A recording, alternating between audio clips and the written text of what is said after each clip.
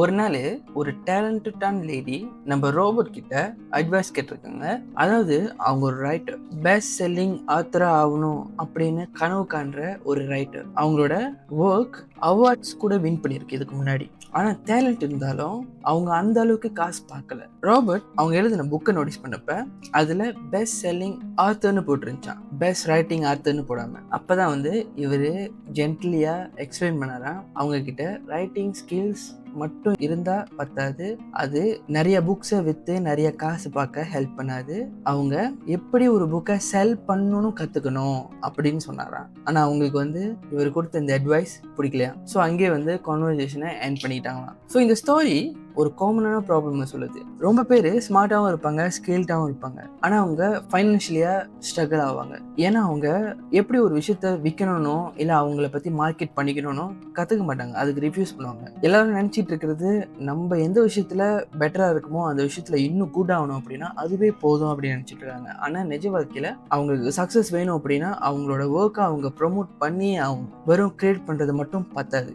ராபர்ட்டோட rich dad எப்பவுமே ஒரு விஷயத்த சொல்லுவாராம், ஸ்கூல் மக்களை எப்படி பணத்துக்காக வேலை செய்யணும்னு மட்டும்தான் கற்றுக் கொடுக்கும் அப்படின்ட்டு. அது எப்பவுமே பணம் நம்மளுக்காக வேலை செய்ய வைக்கணும்னு சொல்லிட்டு கற்றுக் கொடுக்காதுன்னு சொல்லியிருக்காரு. அதுவும் இல்லாமல் ரிச்சர்ட் எப்பவுமே ரியல் வேர்ல்ட் ஸ்கில்ல தான் நம்பிக்கை வைப்பாராம். ஸ்கூல்ல படிப்பு எவ்வளோ முக்கியமோ அந்த அளவுக்கு ஸ்கில்ஸும் முக்கியம் அப்படின்னு சொல்லுவாராம். அதாவது ஸ்கில்ஸ் லைக் செல்லிங், பீப்புள் எப்படி மேனேஜ் பண்றது, எப்படி சிஸ்டம் அண்டர்ஸ்டாண்ட் பண்ணிக்கிறது.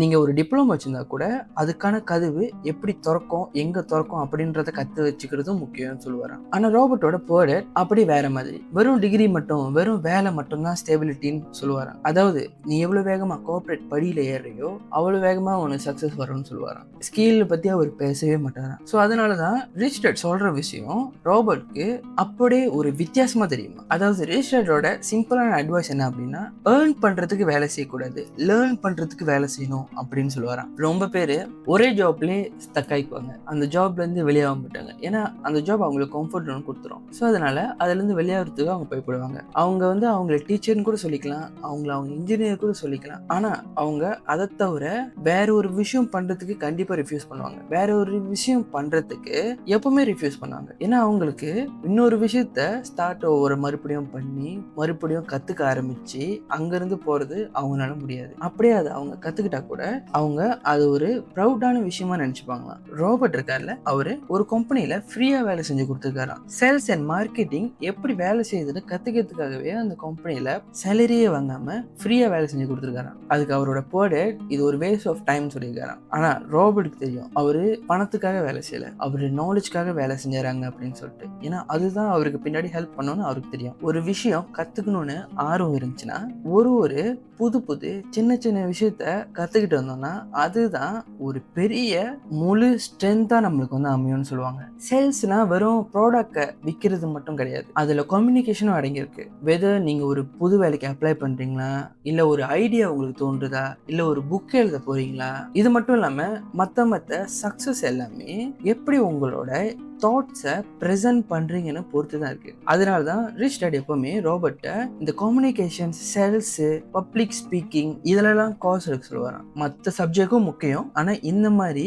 ஸ்கில்ஸ் எடுத்து வைக்கிறதும் முக்கியம்னு ரிச் டாட் சொல்லுவாராம். இதுல ராபர்ட் ஒரு வாட்டி நெட்வொர்க் மார்க்கெட்டிங் கம்பெனில கூட ஜாயின் பண்ணியிருக்காரு. பணம் சம்பாதிக்கிறதுக்கு இல்ல, அவரோட கான்ஃபிடன்ஸையும் சேல் ஸ்கில்ஸையும் வளர்க்கறதுக்காக. அதுல அவர் எப்படி ரிஜெக்ஷனை ஹேண்டில் பண்ணணும், எப்படி ஒரு ஸ்ட்ரேஞ்சர்கிட்ட பேசணும், எப்படி உங்களோட ஐடியாஸை கிளியரா எக்ஸ்பிளைன் பண்ணணும், இது எல்லாமே கத்துக்கிட்டாராம். அந்த சாஃப்ட் ஸ்கில்ஸ் எல்லாமே அவரோட வாழ்க்கையில நிறைய வேலை ஹெல்ப் பண்ணியிருக்காங்க. ரிச் டாட் இன்னொரு விஷயமும் சொல்லியிருக்காரு, பிசினஸை ஒரு சிஸ்டமா பார்க்க சொல்லியிருக்காரு. ரொம்ப பேத்துக்கு என்ன தெரியும் அப்படின்னா ஒரே ஒரு வேலையை எப்படி ரொம்ப நல்லா செய்யணும்னு தெரியும். ஆனா ஃபைனான்சியலியா சக்சஸ் ஆனவங்களுக்கு நிறைய விஷயம் சேர்ந்து எப்படி ஒரு பிசினஸை வேலை செய்ய வைக்குதுன்னு அவங்களுக்கு தெரியும். அவங்களுக்கு சேல்ஸை பத்தி கொஞ்சோண்டு தெரியும், மார்க்கெட்டிங் பத்தி கொஞ்சம் தெரியும், அக்கௌண்டிங் பத்தி கொஞ்சம் தெரியும், மேனேஜ்மெண்ட் பத்தி கொஞ்சம் தெரியும். அந்த மாதிரி ஒரு விஷயத்தை பத்தி கொஞ்சம் கொஞ்சம் கொஞ்சம் கொஞ்சம் தெரியும். ஆனா அவங்க ஒரு பிசினஸ் ஓனரா இருக்காங்க ஒர்க்கரா இல்லாம. அதுவும் இல்லாம ராபர்ட் அவர் கீழே வேலை செய்யற ஒர்க்கர்ஸை டிஃப்ரெண்ட் டிபார்ட்மெண்ட்ஸ்க்கு அனுப்பி வேலை செய்ய சொல்லுவாராம். டிஃப்ரெண்ட் ரோல்ஸ் எடுக்க சொல்லுவாரு.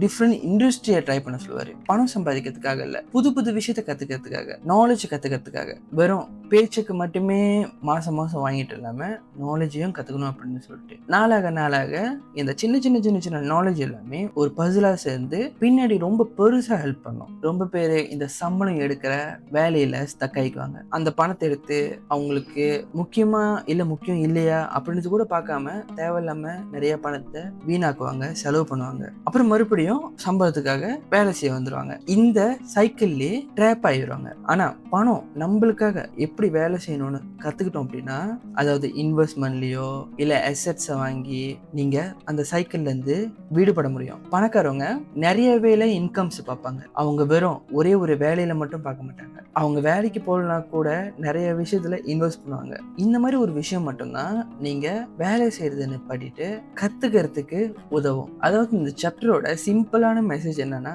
நிறைய கத்துக்கோங்க, புதுசு புதுசா கத்துக்கோங்க. வெறும் ஒரு வேலை செய்யறப்ப இது என் வேலை இல்ல அப்படின்னு சொல்லாம இந்த வேலையில இருந்து நான் என்ன கத்துக்க முடியும் அப்படின்னு யோசிங்க. புது புது எபிலிட்டியை அன்லாக் பண்ணுங்க.